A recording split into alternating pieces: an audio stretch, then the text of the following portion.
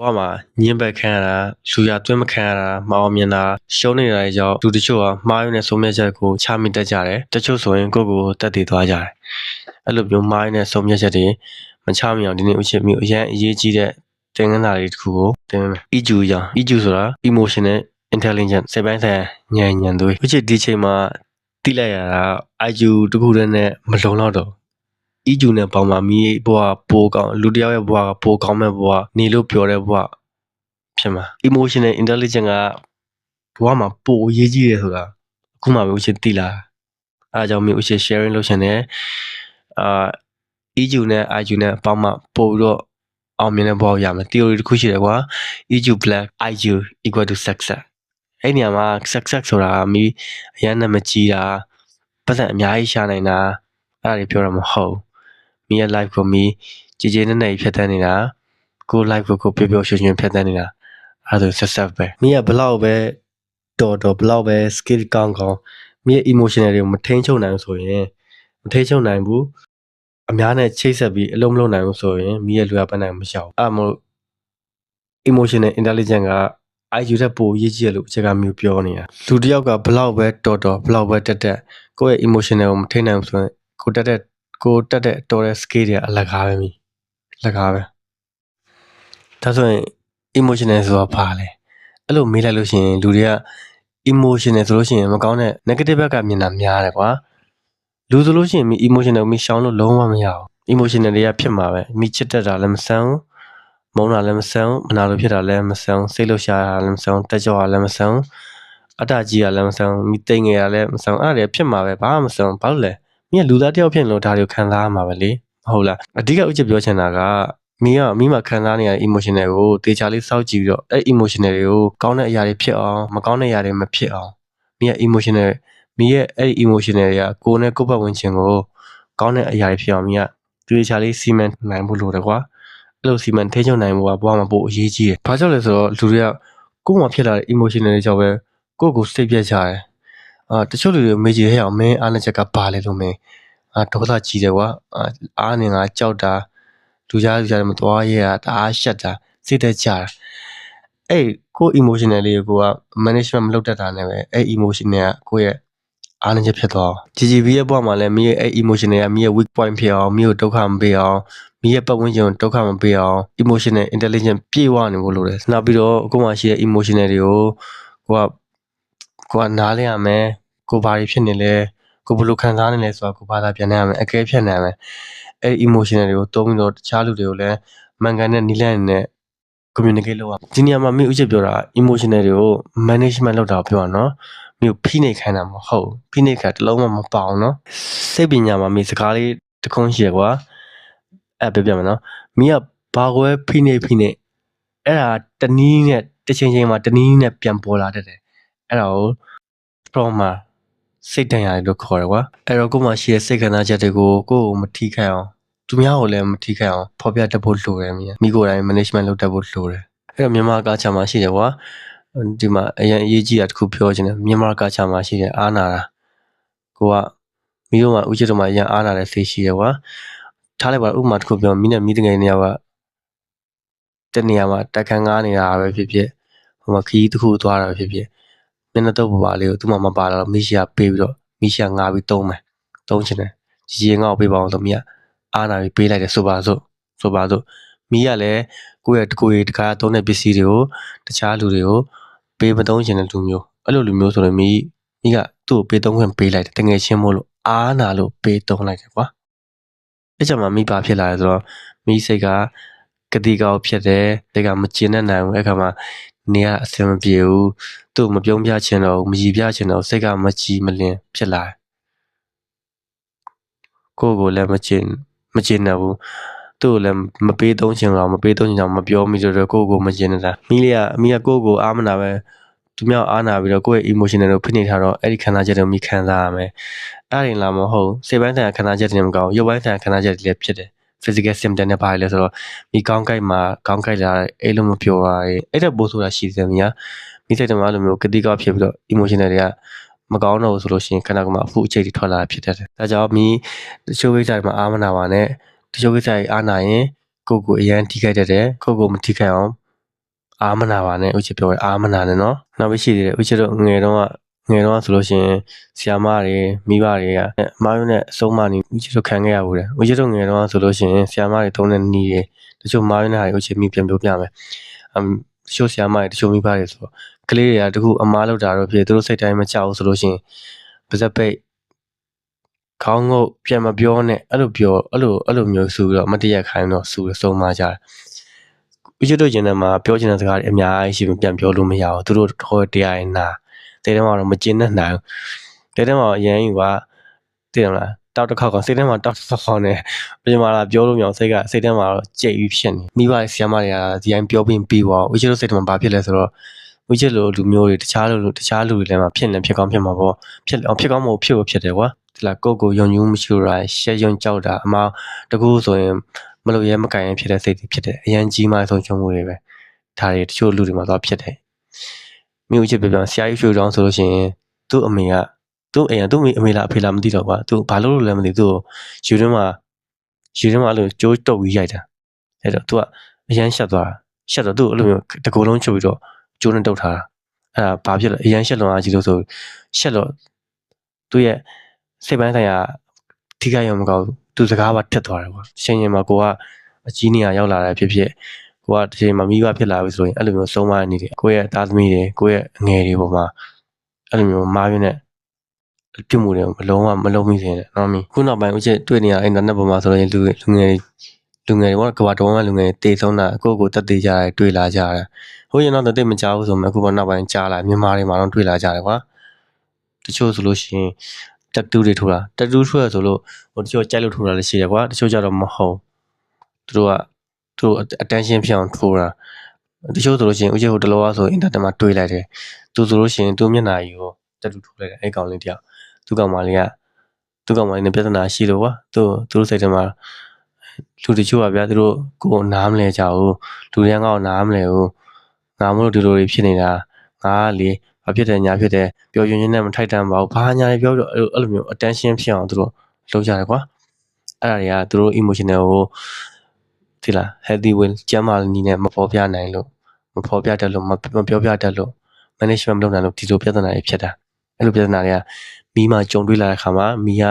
ဒီလိုတွေမဖြစ်အောင်ကို management လုပ်နိုင်ရမယ်ကို emotional တွေကို management လုပ်နိုင်ရမယ်ခါကျရင်ဥချစ်စဉ်းစားကြည့်ကွာဘာလို့လူငယ်တွေမဟုတ်ပါလူတွေကကိုအရန်တက်သေးကြလဲမနာဘူးလားမကြောက်ကြဘူးလားဟိုမှာကိုကားယထာကြိတ်ခံတာတို့ကားတိုက်ခံတာတို့ဒါနဲ့လီးပြတာတို့ကျိုးဝင်းဆော်တယ်ဘာလို့အဲ့လိုလုပ်ကြရလဲစဉ်းစားကြည့်ဥချစ်ကအင်တာနက်မှာရှာကြည့်တယ်ဘာလို့လူတွေကကိုတက်သေးကြလဲလို့မင်းတို့ပြဂျမနိုင်တို့ဘာတော့ပြန်ဖြေရတာလူတွေမှာ emotional pain အရန်မြင့်လာတဲ့ခါမှာတဲ့သူက physical pain နဲ့အစားထိုးလိုက်စိတ်ကဒါနားတဲ့ခါမှာကိုရုပ်ရဲ့နာကျင်မှုနဲ့အစားထိုးလိုက်တာလို့ပြောဟာအမောဆရာကြီးနော်မင်းနော်ကြောက်စရာကြီးတနာဖို့လည်းကောင်းတယ်တချို့လူတွေဒီလိုကိစ္စတွေကကြီးကမင်းက emotional management လုပ်တတ်လို့ကိုယ်တိုင်မှမဖြစ်ဘူးဆိုရင်တော့မှကိုယ့်ဘက်ဝင်ချင်မှာကိုယ့်မိသားစုမှာကိုယ့်ရဲ့တငယ်ချင်းမောင်နှမတွေမှာအဲ့လိုမျိုး emotional pain တွေဖြစ်လာပြီဆိုရင်ဘယ်လိုနီးလိုက်ရင်တော့ဘယ်လိုအဲ့ထောင်ချောက်ကြီးကလွတ်အောင်မိမတာဝန်ရှိတယ်ကွာမိလုပ်ပေးလို့ရတယ်ကွာမိကုစားပေးလို့ရမိပြောပြပေးလို့ရမိလမ်းညွှန်ပေးလို့ရတယ်ကွာမိမဖြစ်ရင်တော့မှတခြားလူတွေမိကူညီနိုင်မှုတော့ဥချက်ကပြောနေတာကွာလူသားတယောက်အတွက်ကိုယ့်ရဲ့ emotional တွေကို express လုပ်တာတော့ management လုပ်တာတော့ပိုအရေးကြီးတယ်ကိုယ်မှာဖြစ်တဲ့ emotional တွေကိုနားလည်ရမယ်တုံ့ပြန်နိုင်ရမယ်ဘာသာပြန်နိုင်ရမယ်အဲ့လိုဘာသာပြန်နိုင်ရတယ်လို့သူများကိုယ်ပတ်ဝန်းကျင်မှာရှိတဲ့လူတွေ emotional တွေကိုနားလည်ရမယ်ဘာသာပြန်နိုင်ရမယ်ဘာလို့လဲဆိုတော့ EQ ကမိဘအောင်မြင်မှုအတွက် IQ တဲ့ပိုအရေးကြီးလို့ဥချက်ကမျိုးပြောနေတာတချို့လူဆိုလို့ရှိရင်တနာဖို့ကောင်းတယ်သူတို့ငယ်ကဖြစ်တဲ့စိတ်ဒဏ်ရာတွေကြီးလာတဲ့အထိတေးတဲ့အထိပါသွားကြတာအဲ့လိုမျိုးဟာတွေသူတို့ trauma နဲ့တက်လုံးရှင်တဲ့ဘယ်လောက်ထိလေးလံနေလဲဘယ်လောက်ထိလူဘဝနေပြောမကောင်းလဲသူတို့ trauma တွေတစ်ခါပြန်ခံစားနေရအဲ့လိုလူမျိုးတွေကဘယ်လိုပြောမလဲတချို့ဆိုလို့ရှိရင်ဆရာဝန်တွေဖြစ်နေတာတော့မှအဲ့ဒီသူတို့ trauma တွေမဖြောင်းနိုင်ကြဘူးကွာအဲ့ဒါသူတို့ EQ ရဲ့ management ကြောင့်မသိကြအောင်မလေ့လာကြအောင်မသိလို့လည်းအဲ့ဒါတွေခံစားနေတာမမြင်တချို့ဆိုရင်စိတ်အဲ့လိုမျိုးစိတ်တက်ကြကိုတက်လုံးစိတ်တက်ကြနေအောင်မသိပဲဒီလိုခံစားနေသူတို့သိတဲ့အချိန်ကြာမှသူတို့ဆရာဝန်နဲ့သွားတိုင်ပင်တာတို့ psychotherapist နဲ့သွားတိုင်ပင်ပြီးမှအဲ့ဒါကြီးပြန်ကုစားရတယ်တချို့အရာတွေဆိုလို့ရှိရင်တချို့လူတွေခံစားရတဲ့အရာတွေဆိုရင်သူတို့ငယ်တော့ကွာသူတို့ညံမမီတဲ့အချိန်မှာသူတို့ပြန်ပြောခွင့်မရတဲ့အချိန်မှာ သူတို့ပြန်ဘာမှ response မလုပ်နိုင်တဲ့ response မတုတ်ပြန်နိုင်တဲ့အချိန်မှာဖြစ်တဲ့ကိစ္စတွေကိုကြီးလာပြီးခံစားနေကိုအခုတက်25ဖြစ်နေပြီကိုအခုတက်18 19 20 25 30 35 40ဖြစ်နေပြီကွာကိုမှလည်းတည်မှာတွေးတော့စေချင်တဲ့စွမ်းရည်တွေရှိနေပြီခံစားကိုအသိပညာဘူးတရားတွေလည်းပြည့်စုံနေပြီဆိုရင်ဒါကြီးကလွတ်ချလိုက်ရမှာလေကိုငယ်တော့ကိုမတုတ်ပြန်နိုင်လို့ကိုခံစားလိုက်ရလို့ကိုတစ်ဖက်သက်ကိုခံလိုက်ရတဲ့ဟာတွေကိုပြန်တွေးပြီးတော့ဘာမှကြီးကြောက်ရင်နှူးစရာမလိုကွာအဲ့လိုမျိုးအဲ့လိုအသိဉာဏ်လေးမျိုးပြောချင်တာအကြောင်းကြားမျိုးပြောတာမိမတကယ်လို့အဲ့လိုမျိုးခံစားချက်တွေအဲ့လို trauma တွေအဲ့လိုစိတ်ခံစားချက်တွေရှိရဆိုရင်လွတ်ချလိုက် ready လုပ်လိုက်တော့ကိုကအသိဉာဏ်ရှိနေပြီဉာဏ်ကြီးနေပြီဆိုရင်ဒါတွေကကိုရဲ့ဘဝတစ်ခုလုံးတည်သွားကြမလို့အရန်ကိုလေးပင်နေရတယ်မတည်သွားနိုင်ဘူးတိလားအသက်ကြီးမှတငင်နာမစင်တဲ့လူလိုဖြစ်နေအောင်ပဲနော်တငင်နာဆင်အောင်လုပ်ရင်တော့တချို့တွေရှိပါတယ်ထက်ကနေဆိုရင်ငါ့ဆိုပြောပြန်ပြီးကြည့်နေကြည့်ပြန်ပြီးနည်းလေးမှမခံနိုင်အဲ့လည်းတို့ရဲ့ emotional တွေကိုတို့မထိန်ချုံနိုင်လို့ emotional pain တွေရှိတော့အဲ့လိုပြန်တုတ်ပြန်လာသူတုတ်ပြန်နေတာအဲ့တော့တို့မသိဘူးတို့ကအဲ့လိုမျိုးဟာတွေရှိရဆိုတာတို့ကိုယ်တိုင်တော့မသိဘူးတို့ခံစားနေရတယ်ကွာမင်းဥချစ်ပြောမယ်လူတယောက်ရဲ့အမြင့်ဆုံးတောင်းကလူသားချင်းလူတယောက်ကူညီတာပဲကူညီချင်းအမြင့်ဆုံးတောင်းပဲကိုကြောက်တခြားလူထိခိုက်နေနာသွားမှာကိုကြောက်သားကောင်နေဖြစ်သွားမှာမလိုလားတခြားကျမှကိုကမှန်တယ်ကိုတဲ့တယ်ဆိုပေမဲ့ကို fight လိုက်တယ်ကိုတုတ်လိုက်တယ်ကိုသမားလိုက်တဲ့လူတွေမှာသွားတအားထိခိုက်မှုဖြစ်တယ်ထားလိုက်ပါသူနဲ့ပတ်သက်တဲ့သားသမီးတွေရှိရကိုကကိုစိတ်ကိုမန်တိုင်းကိုရှောက်လို့နေပေမဲ့တစ်ဖက်မှာအရန်ထိခိုက်သွားတဲ့ဟာရှိတယ်ဒါတွေမသိထားဖို့လိုတယ်ကွာနော်ဒါတွေကလုံးဝအကျူမြင်တဲ့လူတယောက်တော့ရှိတဲ့ skill တွေပဲဒါကြီးဒါမသိထားရဆိုရင်မင်းဥချပြောနေကြပဲ level up ပဲအကျူကောင်းလားမကောင်းအကျူလက္ခဏာမြင်လာဒါဒီလိုဟာမျိုးနဲ့စစ်ဆေးရကိုနားမှာရှိတဲ့လူတွေဘယ်လိုခံစားရလဲသူတို့ရဲ့ emotional တွေဘယ်လိုပေါ်ပြလဲဒါတွေကိုမသိနိုင်ရင်စွန့်ရင်မြင်အကျူမြင်တဲ့လူကိုလည်းတည်တယ်ကိုလည်းကို emotional တွေကို management လုပ်နိုင်တယ်ကောင်းမွန်တဲ့နည်းလမ်းနဲ့ပေါ်ပြနိုင်တယ်ဆိုရင်လည်းဒါဆိုလည်းမြင်အကျူမြင်တဲ့လူပဲနောက်တစ်ခုပြောပြမယ်ကွာမင်းရောဒီလားကိုကအကျူမြင်တဲ့လူတယောက်ဆိုလို့ရှိရင်ကိုပတ်ဝန်းကျင်ကလူတွေကိုချင်းစာတက်ကြတယ်ဘလို့ကိုချင်းစာမလဲဆိုတော့မိဥချစ်ကမြင်တာဥမာပြောပြမိတို့အရွယ်တွေဆိုလို့ရှိရင်ဟိုမှာမိဘတွေဆိုတော့မိတို့အရန်စိတ်ပူတဲ့အရွယ်တွေကိုကအပြင်ထွက်လို့အရန်နောက်ကျတော့ပြန်လာလို့ရှိရင်မိဘတွေရင်ထဲမှာဘလောက်ရင်ပူနေမှာလဲမဟုတ်လားရင်ပူနေမှာအဲ့ဒါကိုချင်းမစာကိုကမသိဘဲနဲ့ကိုပြန်လာနောက်ကျတယ်ကိုမိဘကိုလည်းဘာမှကြိုးမပြောဘူးဆိုရင်မိဘရဲ့စိတ်ထဲမှာဘလောက်ခံစားနေရဘလောက်ပူနေရမလဲအဲ့ဒါမိ emotional နှိမ့်ကြတဲ့လူမျိုးတွေမှာဖြစ်တဲ့လက္ခဏာမိကကိုမိဘဘယ်လိုခံစားရလဲကိုပတ်ဝန်းကျင်ကဘယ်လိုခံစားရလဲကိုညီမဘယ်လိုခံစားရလဲအဲ့လိုမျိုးဟာတွေမိသိဖို့လိုတယ်ကွာကိုကမသိဘူးဆိုလို့ရှိရင်သူတို့ထိခိုက်နေတာကိုကမသိကိုကတော့ဘာဖြစ်လဲငါဒီရောရောက်နေပြီပဲငါအဲ့လိုတော့မထိန်ချုပ်နဲ့ငါတော့မတော်မဟုတ်ဦးချစ်ပြောချင်တာအဲ့လိုမဟုတ်ဦးချစ်ပြောချင်တာကမိကအပြင်သွားလို့နောက်ကျမှဆိုလဲမိဘအချိုးကြောင်ပြောပြရမယ်ဘယ်သွားမယ်အမိုးသမီးထီကိုသွားမယ်ဒီချိန်ပြန်လာမယ်သမီးဘယ်သူနဲ့ရှိနေအဲ့လိုဟာတွေကကိုမိဘစိတ်ပူအောင်ကိုမိဘစိတ်အေးအောင်ကိုကလှုပ်ပေးရမယ်ကိုကတောင်းဝန်ရှိတယ်ကိုကအီကျူမြန်မာလူတယောက်လေးမဟုတ်လားသူများရဲ့ဘယ်လိုခံစားမှမမျိုးသိဖို့လိုလို့ဦးချစ်ပြောတာလေရှိသေးတယ်တချို့လူတွေကိုယောက်ျားတယောက်ဖြစ်နေကိုယောက်ျားဆိုတဲ့အတိုင်းပဲသိမလားကိုကပြင်မှာတောက်စားတယ်တောက်စားပြီးပြန်လာလို့ရှိရင်ကိုမိမကိုမျောနေလားကိုမိမကိုစိတ်ပူနေလားသူတို့ကတီပါကွာဒါမသိကူမဆိုင်ဖြစ်လာယောက်ျားပဲကွာတခါလေးတောက်တာဘာဖြစ်လဲမင်းတို့ရှာကျွေးနေတာပဲဆိုတော့ဖြူပြဲရှူရှဲနေထားလို့အတီးနဲ့ထားထိုးအဲ့ဒါသင်္ကန်းကြည့်လဲမိအီဂျီကိုနှိမ့်တဲ့လူတွေမှာလှုပ်တဲ့လှုပ်ရက်တွေဒါသုံးစမ်းကြည့်ကိုကသူများရဲ့ခန္ဓာချက်ကိုလည်းမသိဘူးကိုမျောနေတဲ့လူတွေရှိတယ်ကိုစောင့်နေတဲ့လူတွေကိုလိုရတဲ့လူတွေရှိတယ်သူတို့ရဲ့ခန္ဓာချက်တွေကိုကိုကတီးဖို့လိုရလေအဲ့ဒါတွေတီးဖို့အတွက်ဘလို့မှအရေးကြီးတယ်မင်းသိလားမိကလူကောင်းဖြစ်နေတယ်ကိုကဘွားမှာပို့ပြီးတော့ပျော်ရွှင်တဲ့ဘဝဖြတ်တန်းခြင်းနဲ့ဆိုလို့ရှိရင်အဲ့လိုအချက်တွေတီးဖို့လိုတယ်လူတွေကကိုယ့်ဘောဘာရင်မျောလင့်ထားလဲသူတို့လိုချင်တာဘာလဲဆိုတာမိကတီးဖို့လိုတယ်သူတို့ရဲ့စိတ်ကိုသူတို့စိတ်ချမ်းသာဖို့စိတ်အေးချမ်းဖို့ဆိုတာလဲကိုယ့်ရဲ့အပြုံမှုပြောဆိုနေအများကြီးဆိုင်နေတင်လာမိတယ်ကျောင်းတက်တော်ဆိုလို့ရှိရင်ဥပမာတငယ်ချင်းမိတ်ဆွေတယောက်ရှိတယ်သူကမင်းကလေးသူကဖြူဖွေးချူတို့သိပါတယ်အဲ့တော့ဆိုလို့ရှိရင်လည်းကျက်ဒီတိုင်းပဲစကားပြောစတာကွာအဲ့တော့ဆိုလို့ရှိရင်ကိုကအဖေနဲ့ပတ်သက်ပြီးတော့အဖေကဆိုကိုဖေကဦးချက်တို့ဖေကဘယ်လောက်မိုက်တယ်ဘာညာရှောက်ပြောတယ်အဲ့အချိန်မှာဦးချက်မသိလိုက်တာကနာဂစ်ဖြစ်နေတာသူတို့အဖားအေးအတိုင်းမှာဟိုကြာနေတာကွာတာဝန်ကြာနေတော့သူ့ဖေကဟိုသိလားမလားမုံတိုင်းထဲမှာသိလားအသက်သေးလားရှင်လားမသိတဲ့အချိန်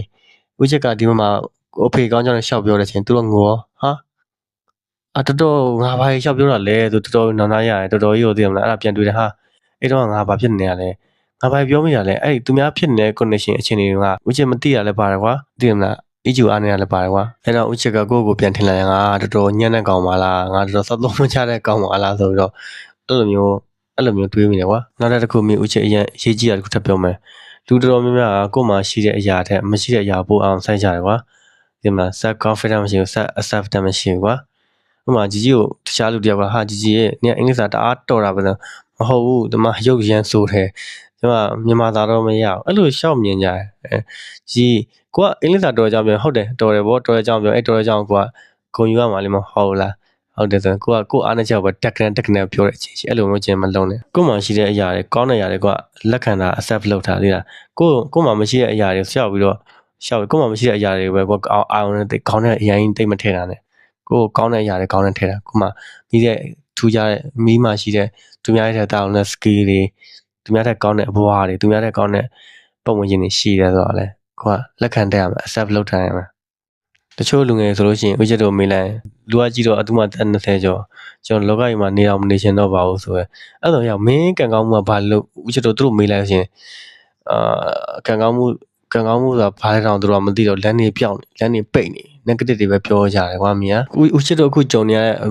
အနေထားလည်းအဲ့လိုမျိုးဆိုတော့နားလဲပါတယ်ဒါပေမဲ့နောက်ပြန်လည်ကြည့်အောင်ဥချက်ဖတ်တဲ့စာအုပ်တုတ်ထဲမှာဆိုရင်ကွာဆရာကြီးရွှေတောင်ဘဝတက်စာမတောင်ပြန်ဖတ်တော့သူတို့ခင်မှာကောင်းတာတွေရောဆိုးတာတွေရောကြုံခဲ့သူတို့ဆိုလို့ရှိရင်စဉ်းစားကြည့်ကွာစဉ်းစားကြည့်မိကဘုံတွေရန်ကုန်မြို့မှာဘုံကျဲချင်တော့လဲသူတို့ကြုံခဲ့ရတာပဲသူတို့ဆိုရင်ဖျားနေလို့ဘယ်မှမသွားနိုင်ဘူးလေနေကလာပြီးဘုံကျဲနေကွာငါ့ဘောကြာရင်ကြာငါတင်းသေးပြီးတော့ငါမသွားနိုင်ဘူးသူအဲ့လိုမျိုးကြုံတွေ့ရတယ်အဲ့ဒါနဲ့သူဘဝကိုတစ်ခုဖြတ်တန်းကြတယ်ကွာအဲ့လိုပဲလူဆိုလို့ရှိရင်ကွာအခုကျတို့ဒီခေတ်မှာအဲ့လိုမျိုးဒုက္ခရောက်တာဆင်းရဲတာမဟုတ်ဘယ်ခေတ်ဘယ်ခါမှာအဲ့လိုမျိုးဆင်းရဲဒုက္ခတွေအချက်တဲတွေကဘာစစ်တွေနဲ့ကြုံနေရတာပဲအဲ့ဒါ survive လုပ်ပြီးတော့ကြော်ဖြတ်လာကြတာပဲမဟုတ်လားလူဆိုတာကိုယ့်ရဲ့ဒီဒုက္ခတွေဒီပြဿနာတွေကအများကြီးရှိနေမှာပဲလူဆိုရင်လေအဲ့တော့ကိုအများနဲ့ negative point of view တို့လမ်းပိတ်တာတို့လမ်းပြောက်တာတွေကိုမှမရှိတဲ့ဟာတွေအာရုံအရင်မဆိုင်နေသေးလားကိုကောင်းတာကိုလုံနိုင်တာကိုမှရှိတဲ့အရာတွေပဲကိုအောင်ပို့ဆိုင်ရမယ်တရားမင်းရဲ့ဥချစ်ပါစီဝတ်တဲ့တော်မီလေးနော်